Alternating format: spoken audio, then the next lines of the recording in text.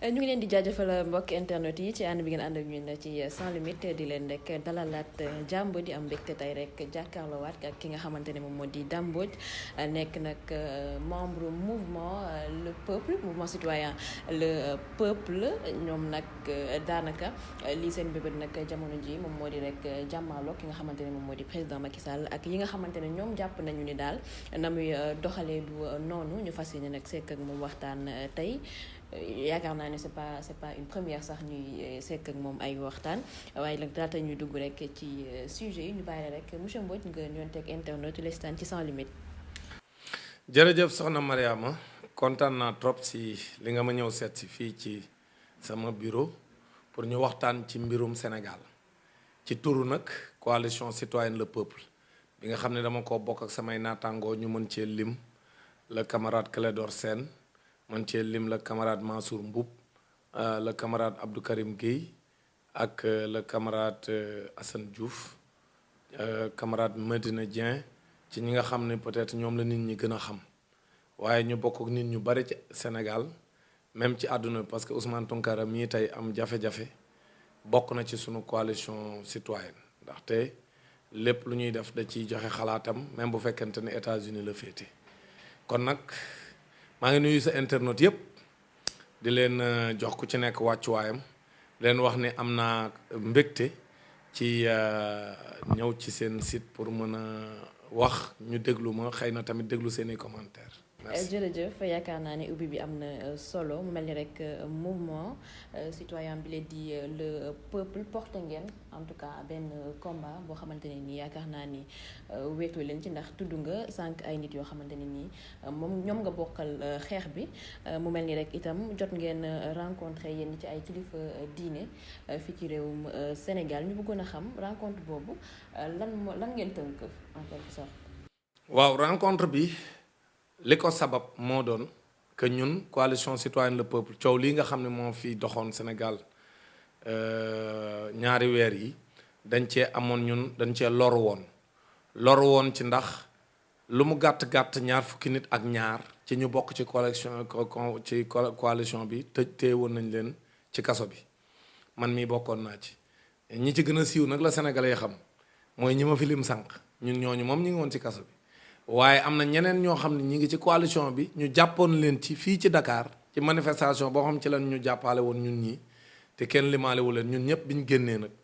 ñu ne li gënoon a rafet ginnaaw bi nu génnee waajal ab manifestation bu ñu bëggoon a def ci réew mi pour naqaru li nga xam ne rek moo fi xew te ñëpp xam ko sëñ Mountakha sunu xalif bi nga xam ni wax dëgg yàlla defar rek moo koy tax a jóg yónnee ñu ab délégation boo xam ne Serigne Bass Mbàkke Poroxaan moo ko jiite ñu ñëw waxtaan ak ñun ak leader yëpp yi nga xam ne doon nañ yëngatu ci mbir mi même Ousmane Sonko fekke woon na ko moom ak Bassirou Diomaye Faye ak ay leader politique yu bari ak ñun ñii ak yeneen coalition yoo xam si wuute nañ ak coalition citoyenne le peuple bi nu waxtaanee mu ne xalif général des Mourides nee na lépp la ñu waajal ci coow lii nañ ko teg ci suuf ndax moo gën ci ñun gën ci réew mi te moom dina ci wis ndox mu sedd dina waxtaan ak ñeneen ñi nga xam ni ñoom ñoo féete ci beneen boor muy président de la république ak ñi mu àndal bu ko defee ñaari boor yépp buñ ko mayee moo gën ci Sénégal gën ci ñun buñ ko mayee dina ko siiwal buñ ko mayul it ku ko mayul ci ñun dina siiwal ba Sénégal gépp yëg ni sëñ Mountakha ñaan na la nga bañ loolu nag bi mu ñu ko waxee ñu may ko daal di nee na lépp la nga xam moom lañ doon waajal bi ñu defee loolu nag ba pare ñu ni lan ngeen di mébét ñu ne ko dañu bëgg nag ñëpp ñu am téye nañ leen ci kaso bi booba ñun ñii fekk nañu génn waaye ñenn ci ñun génn ñu woon ak ñeneen ñoo xam ne bokkuñoo ak ñun ay kuréel mu ne loolu lépp dina ci waxtaan ak ñoom kon nag loolu lañ tegoon ci loxo sëñ Mountakha maanaam à travers ñi nga xam ne moom ñoom ay ndaw yi mu fi yónnee woon fii Dakar bi loolu amee nag ba nga xam ne loolu ñu ko sàkk woon yàlla def na mu sotti ba ñoom ñi ci desoon génn muy ñu mën cee lim ci ñi bokk ci ñun Clédor Sène ak Assane Diouf ak Guy Marius Sagna naam sax moom bokkul carrément ci suñ coalition citoyenne mais dañuy déggoo ci lépp lu ñuy def ñu daan ne nag kon léegi dem seeti sëñ Mountakha sargal ko wax ko ne ko lii mu def lu rëy la ci ñun rafetoon na waaye ñu bañ a yem rek ci sëñ Mountakha bu ñu fa jógee ñu dem Tiwaawoon seeti xalif général des Tidianes naam moom actuellement nii depuis ab diir a ngi nii surtout ci mbas mi recevoir atul kenn mais mu boole ñook kilifa yi nga xam ne ñoo fa nekk ca Tiwaawan yi nga xam ne ñoo ko sës rek ku ci mel ni Njool Fuuta nga xam ne wax dëgg yàlla waxtaan wu rëy ak ñun ñu daan ne tamit dañuy dem seeti xalif général de Léona Niassène Kaolack bañ fa jógee tamit ñu ni comme ñëw nañ biir région de Kaolack dañuy dem seeti waale Imam Ndaw ndax rafetlu li muy def ci liggéey bi ñu daan ni tamit dañuy seet yeneen xalif généraux yi donc foofu lañ tollagun ci mbir mi léegi nag am nañ rendez-vous war nañoo dem Ndiassane war nañoo dem seeti la xalif général des Layènes war nañoo dem seeti également le cardinal bi sax jox nañu date le 8 avril pour ñu mën a dem toog ak moom ñun nag lii nga xam ne moom lañ fa tënk ci fi nu tollagun ñu mën ko tuddee benn bilan d'étape ci fi nu yamagun mooy wax dëgg yàlla xalif buñ ci dem rek dafa yàkkamti woon sax daanaka ñu ñëw ndaxte bi ñu yegsee berndeel ya bari na wax dëgg yàlla waxtaan wa neex na déglu nañ ñu jox ñu temps ñoom ñëpp kuñ ci dem dañ ñuy jox temps bu doy ñu wax li nga xam moo nu fa indi ñu tontuñu kon nag loolu lañ am ca Touba sunu sang bu tedd bi defe kon ni mu ko defee ñëpp teg ci seen bët ñu wax ko ne ko ñun lii ñu doon defar Sénégal rek moo nu taxoon a jóg ndaxte yàq réew mi taxoonoo jóg waaye nag jaay doole gi ci réew mi leen bëggoon mu dakk parce que président Macky Sall moom ñëpp d'accord nañ day jaay doole nguurug jaay doole la yor loolu moom wax nañ ko xalifa waaw ñoon biñ ko waxee moom daa rafetlu lañ def ba noppi ñoom ñëpp xalif généraux yi doon rafetlu leen def ba noppi ni ñu léegi li leen di ñaan rek mooy lépp lu ngeen di sàkku na ngeen ko sàkku ci dal bu leen andi benn fitna ci réew mi waaye am man ngeen a sàkku li ngeen di sàkku te dara du yàqu dara du toj benn fitna du yewu ci réew mi loolu lan ñu ñaan waaye li ñuy ñaxtu moom ñëpp xam nañ ne baax na pour Sénégal parce que liñ teg ci loxo ñoom xalif généraux yi weesuwul benn lii nga xam ne moo dugg ci réew mi nga xam ne ñi ngi ko doon njort ni depuis 2019 que président Macky Sall képp koo xam ni daa yaakaar ne nar nga koo wut da lay wut a faagaagal lii fi amoon fan yi pexe yooyu donc ko lal beneen bi nag mooy kon moom na leeral sax ne moom mënta am ñetteelu mandat ndaxte nag ay mandat am jeex na ndaxte constitution bi dañu kenn mënta tegale lu ëpp ñaari mandat moom matal na ñaari mandat donc fégal na ku fégal nag da ngay bàyyi sa moroom mu aaye boo fégalee nag da nga koy jàppale ci mu mën a ñëw togg ñun loolu lan wax ñu ne na waajal mbir mi def élection yu leer yoo xam ne moom du ci bokk bu ko neexee nag samp mbërëm waaye moom mënu cee bokk bu ko defee ñi nga xam ne ñoom la Sénégalais yi wóolu ci élection yu leer nañ ñu fal kin bëgg a fal te ñu def élection yoo xam yu mucc ayib lay doon du am benn jafe-jafe bu ciy am loolu ñun sàkku nañ ko ci kanamu xalif généraux yi wax leen ni loolu bokk na ci suñuy mébét beneen bi nag mooy ñu ni leen également am na lu dugg ci réew mi loo xam ni ñun metti nañu ndaxte ñi ngi def am na ay mbirum ñaari tur yi nga xam ne moom moo dugg ci àdduna bi ñu ngi koy jéem a lawal Sénégal ñu ni leen nag suñu sañoon ñoom ñu jàppale ñu ba ñu mën a voter ab loi Sénégal pour tere ngóor jigéen ci Sénégal parce que góor jigéen day yàq askan looloot bañ ko waxee rafet nañ ko ñoom ndaxte sëñ ku ci mel ni sëñ Mountakha Mbacké nee nañu la sëñ Touba doon bañ ba léegi moo fi ne la mag ñi daan bañ ba léegi moo fi ne te loolu lañ ñu wax bi ñu demee Léona Niassène loolu lañ ñu wax aussi bi ñu demee ca kanamu Imam Ndaw loolu la ñuy wax également bi ñu demee ca kanamu kilifa gi nga xam moo ñu recevoir ci waaw. ma juumu sax mbiri góor jigéen ñi fan yii rek yaakaar naa ne ñoom signé nañ benn pétition su ma sukkandikoo si li nga xam ne moom la Cheikh Omar Diagne daal di wax ñu nar a nag proposer ab projet de loi bu ñu voté ci assemblée nationale. jërëjëf soxna Mariama noonu la demee ndaxte man mii di wax ak yow ak Cheikh Omar Diagne moom nga wax danoo bokk ci benn kuréel bu ñu tuddee ànd sàmm jikko yi ànd sàmm jikko yi nag ñu ngi def d'ailleurs sax dañoo war a def. ab conférence de presse le 8 incha allah ca mosquée inachevé ñu ngi ciy woo journaliste yëpp ñu ñëw teew ko incha allah ak kuréel yi nekk Sénégal yëpp yi nga xam bëgg nañ ñu tere nguur jigéen ci Sénégal parce que loolu mooy point de presse bi ñu bëgg a def incha allah le 8 avril. nga xam ne président ànd sàmm jikko yi ñun ñëpp ak suñuy kuréel dañuy topp ci ginnaawam ñu def déclaration bu mag boo xam ne dinañ wax ni Sénégal pétition ba fa la ñuy koy lancé ñëpp signé pétition bi Sénégal. ginnaaw bi ñu jógee ci suñuy kilifa parce que xalif généraux yëpp fi mu toll nii ñuy wax signé nañ pétition bi pour wax ni nañu voter une loi à l'Assemblée nationale. léegi nag fii lay leeree ndax député yi suñuy député lañ ñun askan wi wala ay député yi président Macky Sall lañ parce que ñun comme d'accorduñ ci ngóor jigéen ñun Sénégal gépp te ñoo moom sunum réew te député yi ñun ñoo leen fal buñ demee daan xool ndax buñ paree ci conférence de presse bi le 8 avril ba pare ba jël nag pétition bi sénégalais yëpp signé wala li ëpp ci ñoom te sax imam Léona Niassène bi li ma wax ci bin fa demee nee nañu yéen ñun buñ signé rek yóbbaale nañ leen ndaxte fii Sénégal kilifa diine yi ñoom mën nañoo wax ci turu sénégalais yi ñun ma ne ko loolu dëgg la ñun loolu jàpp nañ ni loolu rek doyoon na kon nag ñun comme xalif généraux yëpp signé nañ ñun jàpp nañ ni wax dëgg yàlla léegi li des rek mooy ñu jël sénégalais yi de façon symbolique peut-être am 1 million wala 2 millions yu signé bu ko defee nag ñu yóbbu ko assemblée nationale nag teg ko ci seen table ba noppi defal copie président Macky Sall mi nga xam ne moom moo jiite réew mi léegi nag ni leen ñun musulman comme chrétien sunu ñaari diine dañuy bañ ngóor jigéen léegi dañoo bëgg ngeen voté ab loi ca assemblée nationale boo xam Sénégal léegi dañ koy lim ci réew yi tere ngóor jigéen ci réewam maintenant nag loolu buñ ca yeggee ci la ñuy xamee nag lépp leer parce que comme ñii ngi jiixi jaax am na ñii ngi naan la position du Sénégal leer na ñii ni leerul wax dëgg yàlla am nañ occasion pour mu leer naññi parce que bu ñu xasee voté loi bi rek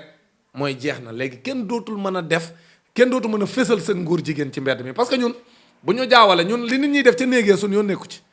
bu dee danoo nekk ku nekk ci sa néeg tëju fa wala sa kër di def li ngay def ñun loolu duñ ci wax mais li ñuy tere mooy ay góor jigéen ne ci mbedd mi di wane ne ñoom ay góor jigéen nañ ak di ay marche ak yooyu comme di def ay marche góor jigéen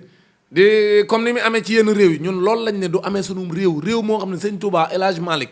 Boukounta Ndiassane Thierno Souleymane Baal sunu xalifa yi liggéey fi liggéey bu nekk suñu mag ñu baax ñi liggéey fi lu ne ba dem ñun du ñu nangu kenn di ñëw fii di ko jéem a yàq loolu lan wax ni du fi amee leneen nag waxuñu ko ñun dañ ne loolu bu ñu voté les lois buy teree loolu rek ñun jàpp nañ ni wax dëgg yàlla daañ mën a aar sunu askan parce que nguur jigéen day yàq askan. am na solo ci tënk rek par rapport ak seen rencontre ak kilifa diine ji fii ci réewum Sénégal ñu bëggoon a xam déjà wax nga ko sax sama juumul ci seen i plan d'action que ni di ngeen jug xeex li nga xamante ne moom moo di mbiri góor jigéen ndax mën nga ñëwaat ci tënk rek ci prochaine étape ci seen. waaw ñun sunu prochaine étape daal mooy ñun dañuy xeex ci lii nu fi mébatoon fan yii yëpp parce que benn bu dee ci yi nga xam ne moom lañ dénk. sunu kilifa yi nga xam ne ñoom lañ demoon seeti mu nekk sunu plan d'action ñun jàpp nañ ni daf ci am ay aspects yoo xam ne am na solo parce que réew mi pour mu am dal il faut ni ñuy jokkalantee nguur gi mu jaar ci yoon kon ñun jàpp nañ ni démocratie bu dëgër am na solo loolu wax nañ kilifa yi ni ñun daan ci liggéey niñ ciy liggéey nag mooy ñun waa coalition citoyenne le peuple daan woote ay lël yoo xam ni dañuy waxtaane li ñuy tuddee processus électoral maanaam ni yoon yi ñu war a jaar pour palinu Sénégal jaar yoon loolu dinañ ci liggéey parce que am nañ expert boo xam si moo nu war a xoolal fichier électoral bi mooy ñi nga xam si ñëpp war nañoo voté ñu nekk ci fichier bi ak ñu warta voté ñu dindi leen ci ñu jaar ko nag ci état civil bu jaar yoon parce que état civilu Sénégal ñëpp gis nañ ni dafa bëri rëq-rëq kon nag yooyu bu ñu ko réglé ñu jaar ci yoon ba nga xam si élection yi daan wax ne lépp képp ku amatul droit bokk ci doo ci bokk képp ku ci war a bokk nga bokk ci te kenn du gën boddi kenn ku ci war a bokk kon jàpp naa ni loolu mission la boo xam si ñun daañ ci nekk ñun coalition citoyenne le peuple beneen bi mooy que ne dinañ taxaw xeex pour lépp li nga xam ne dafa nar a song suñu askan pour yàq ko du fi amee loolu moo tax plan d'action boobu may wax ne dañ ko def le 8 de ànd ceeg ànd sàmm jikko yi bu ko defee ñu dem taxaw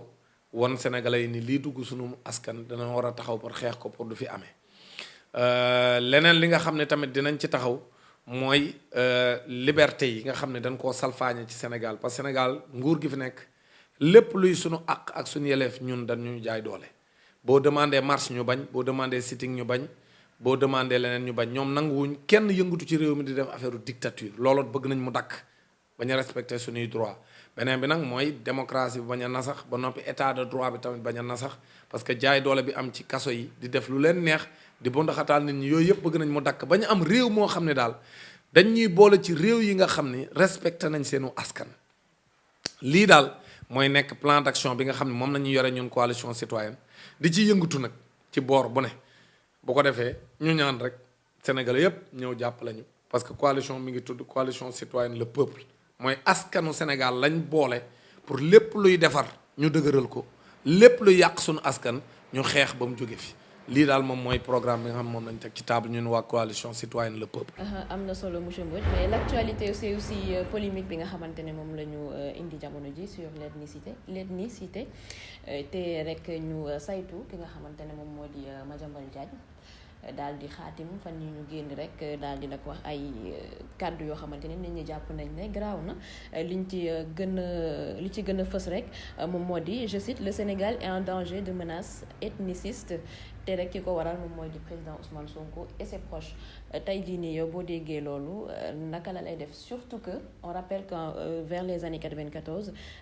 dëkk bi leen di Rwanda génocide amoon na fa te ñu ko créé woon rek moom moo di affaire ethnie tey jii boo déggee propos yu mel noonu lan la lay def et quelle est votre analyse. mais propos yu graaw yoo xam ni wax dëgg yàlla man bi ma ko dégloo sama xol dafa jeex parce que ki ko yëkkati nag du référence. nit la koo xam ni sénégalais yi xam nañ ko ci wax ci intérêt mais intérêt réew mi taxu koo jóg mais li mu wax ni bii yoon dafa grave pourquoi parce que mën na indi wax dëgg yàlla sénégalais yi ñu leen di fénqale te fénqale sénégalais yi kenn waru ko ñaan parce que ñun Sénégal benn bopp lañ dañoo bokk lépp bokk di liggéeyandoo boddi konte ci xeet ñun Sénégal xamuñu ko ndaxte famille boo dem day am xeet yépp presque boo demee ci quartier boo dem loolu moo fa am dëkk boo dem loolu moo fa am amul benn boor boo xam ni dañ naan ñii rek ñoo fa nekk kenn raxu leen kon ñun Sénégal benn bopp lañ kon nag wax jooju Madiambal Diagne wax ju garaaw a garaaw la te képp kuy sénégalais war nga ko naqarlu lii nag du lu bees parce que nguuru président Macky Sall moom bi ñëwee ba léegi di jéem a fésal ay bot di compter yàgg na fi parce que gis nañ fi ku ànd ak moom ne nañ génne suñuy jaasi ñu taxaw xeex pour nguurug Macky Sall continuer te waxul bu ne woon ñun sénégalais yi sax wax ñoo xam ni du benn xeet mais dafa lim ab xeetu jàmbur boo xam ne moom wax dëgg yàlla même bu dee da caa bokk xam na ni ñooñu wax jooju rafetlu wuñ ko ndaxte ñu bari ci ñoom génn nañ waaye la ca ñaaw rek mooy mu taxaw di lim ab xeet bu nekk Sénégal ni ñun dañoo war a génne suñuy jaasi pour xeex pour nguurug Macky Sall bañ a jeex xam nga loolu lu garaaw a garaaw la beneen bi mooy wax dëgg yàlla gis nañ ni président Macky Sall bi mu ñëwee ba léegi am na ay zones yoo xam ne parce que jàpp na ni ñoom comme Fouta mu ne moom titre foncier am la loolu wax yu garaaw la parce que yëpp ça ne se dit pas donc beneen mbir mi nag mooy à chaque fois que vraiment ñu am occasion bi da ngay gis ni def nañ fi ay sorties yu bari di waneen Ousmane Sonko di ko jéem a féetale Casamance ak ay naan foofa ay mbokkam lañ bay jéem a sax tudd rébellion bi alors que ñoom ñoo la gën a xam ne kenn gën cee nekk Ousmane Sonko sénégalais parce que moom ci boppam amul lenn lu mu wane luy wane ni moom day indi bot di compter boo xoolee partem dama koy wax toujours man bokkuma partem wax dëgg yàlla bokkuma partem te mébatumaat bokk partem mais boo xoolee da ngay gis ni ñi koy wër mais duñu ay joola duñu ay nit ñoo xam ne Casamance dañ soqi ko te moom moomu dafa da lay won ci ni nga xam ne moom la ay waajuram yi ko meññ ni ñoom ñëpp dëkk ñu du papaam ak yaayam yëpp Casamance dañ dëkk dañoo dëkk ci yeneen gox yoo xam ne Sénégal loolu mënu fi am Ziguinchor googu ñuy wax ñoom am nañ ay sëg yoo xam ne jullit yi ak chrétiens yi ñoo ko bokk c'est-à-dire foofu bot di compter amu fa man mi def naa fa juróom-benni at bot di compter ci xeetit amu fa foofa boo fa nekkee ak noo mën a mel dañ lay teg ca kaw parce que loolu xamuñu ko ñoom kon nag bu ñu fi indi ay fitna yoo xam ni ci seen intérêt lañ ko defee Madiambal Diagne nag ñun xam nañ ko xam nañ ci yan condition lañ ko dàqe woon ca tribunal ba mu doon liggéeyee loolu c'est important bu mu ñu tax a wax ñun xam nañ Madiambal Diagne mooy kan lam defoon na leen ko wax dem leen ngeen interview nga ne ko Dame Mbodj nee na yow lan nga defoon tribunal bi ngay nekk greffier bañ dàq la ba nga dem tey di nekk journaliste te yow doo journaliste nekk ci say intérêt ak yan avantage la ko nguurug Macky Sall jox ba tax mu tiit bëggul nguurug Macky Sall jeex ban avantage looloo laaj leen ko question boobu maanaam ban avantage indu maanaam loo xam dañ ko koo jox te mérité wu ko ñu daggal ko jox ko ci turu ci alalu Sénégal jox ko te moom mérité wu ko lan la ak yan tooxi doona la dugg ba tiit ba tax muy wax waxi dof yi donc loolu yi question yëpp jàpp naa ne war ngeen a dem laaj ko Madiambal Diagne kon nag bu mu taal suñu réew parce que comme ni nga ko waxee sànq gis nañ wax dëgg yàlla ci yeneen réew presse dafa am doole surtout nga nekk un patron de presse même su fekkente ne du patron de presse boo xam si respecté nañ la mais wax dëgg yàlla presse warut a wax luy yàq réew ak luy taal réew parce que gis nañ rajo des 1000 collines noonu nga kaa bi nga cité sànq ñu ñëw taxaw finqale ñaari xeet kon nag ñun war nañoo moytu yu mel noonu waaw lii mu wax nag lu garaaw a garaaw la te man damay exiger mu tuub ko parce que Sénégal bot di konte ci xeet amu fi Sénégal terrorisme amu fi parce que temps yi ñaar yooyu laa gis ne moom la ñuy jéem a mettre en avant naan Sénégal dafa may terroriste yu fi nekk benn terroriste nekku fi xeex yi amoon ci fan yi ci coow lii nga xam moo duggoon Sénégal ñépp ñuy wax dëgg xam nañ ne du ay terroriste ñoo ko def ay sénégalais la ak ay sénégalaises yu nekk fii Sénégal ñu gis ni seen réew nañ ko yoree baaxul jaay leen doole di leen xañ seen àq ak seen yaleef seen i liggéey yàqu wala ñu ëpp ci ñoom amuñu liggéey ñu mer ñu jox leen porox ndollu ci coow lii nga xam moo fi jaar ñu profitoo ci daal di won président de la république du Sénégal ne ko ñun basta mbir mi daa ëpp te lu ëpp tuuru loolu moo amoon bi mu teggandee tànkam jàmm amaat naam gis naa ni tey jii gis naa ne mi ngi defaat ay pexe di jéem a jàpp ay nit ñoo xam ne dañoo bokkoon ci mbir mi wala dañoo jege woon ki nga xam ne moom moo indi moom lañ tuumaaloon mbir mi donc man dama jàpp ni loolu du andi jàmm parce que dem jàpp ay chef de protocole Ousmane Sonko ak dem di jàpp ay responsable Ousmane Sonko loolu jàppoon nañ ni bu dee ñoom apaisement lañ wax que dañoo bëgg jàmm man jàpp naa ne waruñu woon a jëm ci loolu kon nag loolu day violer d'ailleurs engagement bi nu jël ci kanamu kilifa diine yi parce que ñun danoo waajaloon pour jàmmaarloo waat ak nguuru président Macky Sall loolu mooy dëgg ñun nëbbu tuun mais ban ko waajalee xalifa général des mourides ñaan ñu danoo teg lépp ci suuf président Macky Sall aussi xëy na bi ñu ko ñaanee génn nañu bari ci kaso bi wane ni moom it nangul na leen ko ñaan pour jàmm am kon léegi bu xëyee tey di def lu mel nii ça veut dire que daa bëgg a dellu ginnaaw ci li mayoon xalifa général des mourides loolu na ko sénégalais yëpp yëg te ñu koy leeral ne moom président Macky Sall su fekkente ne daa bëgg a yëkkatiwaat yat wi tegaat ko sunu kaw lañ defoon rek la ñuy defaat danay jàmmaarloo waat ak moom parce que nag jaay doole bi duñ ko nangu ñun dañ ñoo ñaan ni ñun dal leen wés leen ci ndox mu sedd comme nit ñu ko ñaane bërki dem bi ñu demee Touba dem Tivaouane dem Kaolack noonu lañ ko defee ñun nangul ko suñuy kilifa diine parce que ñun nag suñuy kilifa diine ñun jàppewuñ leen ay citoyen ordinaire de ñun jàppewuñ leen ay citoyen ordinaire ñun leen ñu wax dañ leen di déglu Sénégal gii képp ku ko bëgg a defar te nit kilifa diine yi duñ ci joxe seen xalaat da ngay nax sa bopp ñun danoo jàpp ne kilifa diine yi lépp lu ñuy def dañ leen ci laaj seen xalaat kon buñ ñu ñaanee ñu teg lépp ci suuf président Macky Sall aussi daa war a def comme ñun mais jàpp naa ne jaay doole gii muy def nii bu fekkente ne bëgg naa am jàmm ba nguuram jeex ci ñetti atam yi ko dese mu fégal man jàpp naa ne na wut jàmm moom président Macky Sall loolu moo ko war mu wut jàmm. na wut jàmm ci la lépp sax ñu ñëw rek suñu dernière question te mooy que rek déclaration ki nga xamante ne moom moo di Adji Sarr. waaw soxna Adji moom man comme ni ma ko waxee bi nga ma dalalee yow mi soxna Mariama dama ne woon Adji Sarr dootuma ci waxati parce que Adji li ma ci waroon a wax yépp wax naa ko ci waaye nag comme daa am lu bees mooy daa génnaat entre temps parce que yow bokk nga ci ñi ma njëkk a jël ci dossier bi mais comme léegi nag daa génnaat waxaat kon ñun mën nañ cee sànni kàddu wax lu nu xalaat ci li mu wax mais li ma la mën a wax daal mooy Adji Sarr bi mu génnee man jour boobu dama nelaw ba yandoor lu tax ma nelaw ba yandoor mooy Adji Sarr dafa génn gën a firndeel complot bi am ci mbir mi mu leer nañ ne Adji mii kay ku ñuy manipuler kese la ñu gis avocat bi nekk ci wetam naan ko waxal lii bul wax lii bu bëggee wax lii dëgg mu ne ko déet bul wax loolu dañuy yàqal ñépp gis ko ci image yi mu leer nañ wax dëgg yàlla loolu leeral na ni complot bi moom lu leer la parce que bu fekkente nit li muy wax dëgg la ci moom waruñu koo sàkkal fa muy yem dañ ko war a bàyyi rek mu wax lépp bu waxee lépp nit ñi àtte waaye bul wax lépp am na loo xam boo ko waxee même bu dee dëgg la dañuy yàqal complot ba leer na beneen bi mooy moom joom lañ doon nëbb lépp ci ñaari dagg yu mag parce que kee moom ki ko monté sax wax dëgg yàlla cuune la mais dagg yi da ci am ñaari dagg yu ma intéressé benn dagg bi ma intéressé mooy bi muy expliqué ni SMS bi mu waxoon ni moom ca tribunal mu ne woon SMS bi bi ma ko sama patron envoyé dama ko supprimer loolu la waxoon ca enquête préliminaire ba bii yoon ci conférence de presse am bi mu ñëw ba tollu foofu daan ni SMS bi ma ko jotee dama ko envoyé Sidi Amen Mbaye ne ko dencal ma ko rek avocat ba ne ko daggal daan ne ko pause parce que xam na ni foofa bu leeree rek dee nañ parce que loola fekk malheureusement wax na ko mu leer beneen bi mooy que ni biñ ko ne waaw soxna Adji yow bi nga nee dañ laa violé ba pare waa léegi lu tax jëkk woo police nga porter plainte d'abord doo ko dem hôpital parce que loolu moo mos a am moo tax commencé expliquer daan ko waa man kay bi ma demee hôpital Idrissa Grand Yoff di expliquer rek avocat ba ne ko waat pause parce que loolu bëgguñu mu leer parce que foofu tam bu leeree day leeral complot bi maanaam ñaar yu am solo la ci sotti Adji Sarr à part nag contradiction ya am ci la mu doon wax la mu waxoon ci enquête ba wuute lool ak li mu doon wax ci enquête ba nee na woon Ousmane Sonko ci kaw taabal ji ma ko doon maasee laa séqeek moom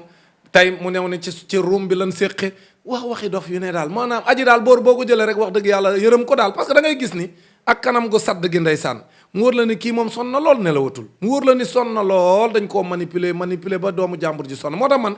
li ma ciy wax mooy ñu delloo ko ay mbokkam wax dëgg yàlla Adji Sarr ay mbokkam nañ dem jëli seen doom wax dëgg yàlla xale bii man dama ko yërëm nañ jëli seen doom bañ koo bàyyi ñi nga xam ne ci seen intérêt lañ nekk di ko manipuler léegi nag bi ma xam nag moom ma ci gën a neex man mooy bi muy yegg si parce que ñoom xam nañ sénégalais yi xam nañ ni sénégalais day yërëm koo xam ni dafa nekk ci jafe-jafe léegi ñu ne ko yow ba comme ni ko ñëpp xame kun violé buy nettali bu yeggsee ba fañ yeggee ci moom rek fokk mu jooy parce que dafa diis waaw xam naa ñu ne ko boo yeggsee ba fi ngay waxee ni fa la yeggee ci man rek da nga jooy Adji nag ñëw di expliquer ba yegg ci fi mu wax ni fa lañ yeggee ci moom nag ndeysaan di jéem a jooy mënta jooy ndeysaan yi xëcc ni ranko ñuy wadduñu ndeysaan ma yërëm Adji Sarr Adji xëcc na ranko ñuy waddu lu ne jéem na ko pour jooy pause na ay lu mat 10 secondes 15 yenn saa yi 20 secondes xëcc pour bëgg benn rankoñ wadd benn rankoñ nag mu la wadd ndeysaan parce que kenn violé wu ko bu ñu la violé boo ciy nettali da ngay jooy mais ñëw na ba yegg si benn instant sax da doon ree ñëpp gis ko ci image yi mu ree ci image yi ndeysaan nga xam ne kii ko ñuy manipuler rek day xulli bëti daal di ree daal ni ko kon juum naa ci li ngeen ma complot li ngeen wax ci complot bi juum naa maanaam ñii daal ay tappalekat rek a wër Adji Sarr léegi nag moo tax tappalekat yooyu ak comploteur yooyu ko wër nañ bàyyi doomu jàmbur mu dellu ci ay mbokkam lii daal laa ciy wax man ci loolu parce que jàpp naa ni dil bi kalaate na dañ doon jéem a taqal doomu jàmbur far finalement ñoom ñoo ci taq procès nag war naa am loolu moom man d'accord naa ci man Dame Mbodj na procès am pourquoi procès bi moom waxu viol bi moom teg nañ ko ne même Adji Sarr sax moom doom nee na man moom waxatuma waxi viol waaye na wax ndax am na lu ñu séq te di waatloo Ousmane Sonko alors que yow li nga koy jiñ sax waatloo woo ko ci parce que moom jiñu Ousmane Sonko daa yegg ci moom da koo jiñ ne da koo siif c'est important léegi lu tax waatul ni man damay waat ne damaa siif moom it na waat ndax siif na ma wala siiful mais waxul loolu dane siif gi nañ ko tege nee léegi naa waat ci ndax amul lu mu séq ak man donc yooyu ay tappale la donc man li ma jàpp mooy wax dëgg yàlla boo dégloo conférence de presse Adji Sarr daal amul benn effet bu dul wone ni ñii ay comploteur lañ ay tappalekat lañ te tappale baaxul kon nag man li ma ciy wax rek mooy ay mbokkam encore une fois nañ dem jëli seen doom parce que Adji Sarr victime la dañ koo utiliser pour jéem a faagaagal ab adversaire malheureusement lépp xëppwaat ci seen kaw kon nag sénégalais yi comme ni ma leen koy waxee nañ bàyyi layam ji te waxante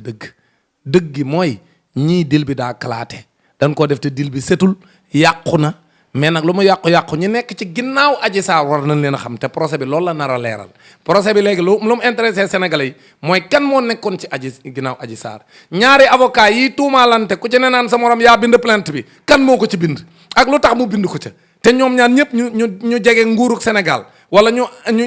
jege koo xam ne dafa jege nguurug Sénégal kon jàpp naa ni wax dëgg yàlla yooyu bëgg nañ mu leer ak ku leen jël si woon foofa ci oto bi yóbbu leen ca hôpital ba kan moo nekkoon ci ginnaaw kan moo hébergé woon Adji Sarr yooyu yëpp daal ay mbir la yoo xam ni ak li nga xam ne moom la capitaine Oumar Touré mi démissionné tuumaal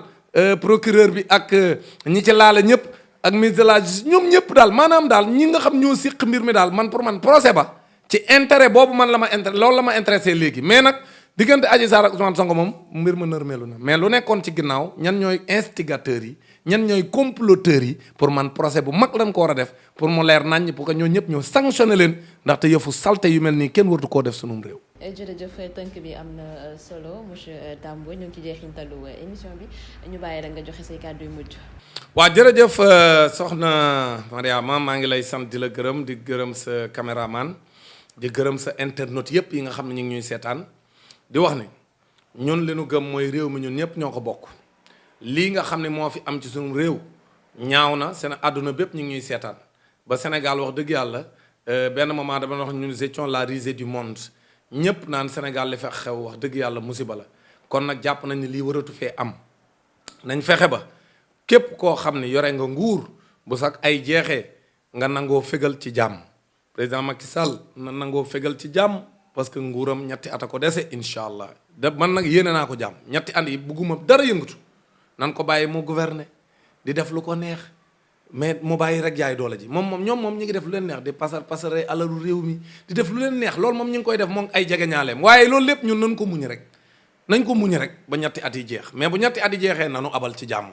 organiser élection yu leer te duñ fi indi benn coow Sénégal lii rek ñun la ñuy ñaan parce que Sénégal yëpp koo wax mun la ñun daal ñoo ngi daas fanaanal jàmm day lalu ci dëgg kon nag buñ gisee dëgg nañ ko wax te bàyyi layam ci loolu laa wax loolu rek mooy sama kàddu gu mujj jërëjëf